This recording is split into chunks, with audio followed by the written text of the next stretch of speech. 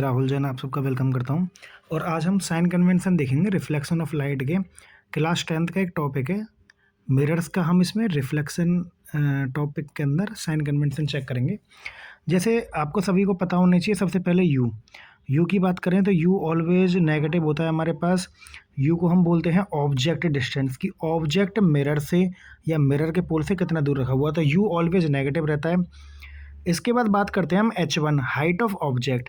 ये भी हमेशा कैसी रहती है, पॉजिटिव रहती है हमारे पास। इसके बाद हम फोकल लेंथ की बात करें तो ये ध्यान रखना बेटा, कॉनकेव के अंदर फोकल लेंथ हमेशा नेगेटिव है, कॉन्वेक्स के अंदर हमेशा फोकल लेंथ पॉजिटिव रहेगी। अब इसमें बात आती है मेन चीज़ इमेज डिस्टेंस की। तो इमेज डिस्टेंस के बारे में अगर हम देखें यहाँ पे, तो दो तरह की इमेज बनती है हमारे पास, एक रियल इन्वर्टेड बनती है, वर्चुअल एंड इरेक्ट बनती है। रियल एंड इन्वर्टेड होती है जो same side of the mirror बनती है, virtual and erect other side पे बनेगी। रियल एंड इन्वर्टेड में जो वी है हमारे पास, इमेज डिस्टेंस की पोल से कितनी दूर पे इमेज बनी है, ये हमेशा नेगेटिव की तरफ आती है। और वर्चुअल एंड इरेक्ट में वी की वैल्यू ऑलवेज पॉजिटिव आती है। सिमिलरली अगर मैं H2 की बात करूँ, हाइट ऑफ द इमेज बोलते हैं जिसको हम, तो ये अगर वर्चुअल एंड इरेक्ट है तो उसमें पॉजिटिव रहेगी वर्चुअल एंड इरेक्ट में, और रियल एंड इन्वर्टेड है तो हमारे पास ये नेगेटिव रहेगी। एक इसकी प्रॉपर्टी और है कि जो रियल एंड इन्वर्टेड है वो केवल कॉनकेव मिरर में बन सकती है, जबकि जो वर्चुअल एंड डायरेक्ट है वो कॉनकेव, कॉन्वेक्स और प्लेन मिरर में बनती है ये। इसके बाद बात करते हैं मैग्नीफिकेशन के बारे में। तो मैग्नीफिकेशन m बराबर -b अपॉन यू होता है, जो कि H2 अपॉन H1 के बराबर होता है।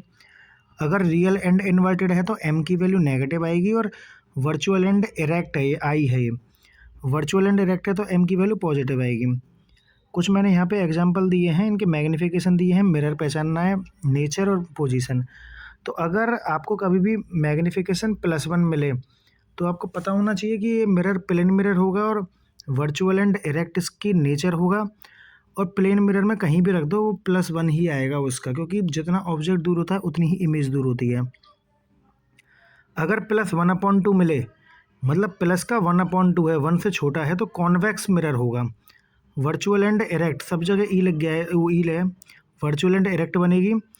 और एन, इसमें भी एनी भी रख दीजिए, कॉन्वेक्स में यही बनेगा। तीसरा हमारे पास है +2, तो ये कॉनकेव मिरर होगा। जब मैं प्लस में 2 आ जाए, मतलब एन लार्ज इमेज बन रही है, 2 का मतलब एन लार्ज है, तो वर्चुअल एंड डायरेक्ट और बिटवीन फोकस एंड पोल रखा जाएगा कॉनकेव मिरर में। अगर -1 है, -1/2, -2, ये सारे ही रियल इन्वर्टेड वाले होते हैं, तीनों ही कॉनकेव मिरर में बनेंगे। -1 के लिए हमको एट सी रखना पड़ेगा, -1/2 के लिए हमको बियॉन्ड सी रखना पड़ेगा, और -2 के लिए हमें बिटवीन एफ एंड सी रखना पड़ेगा।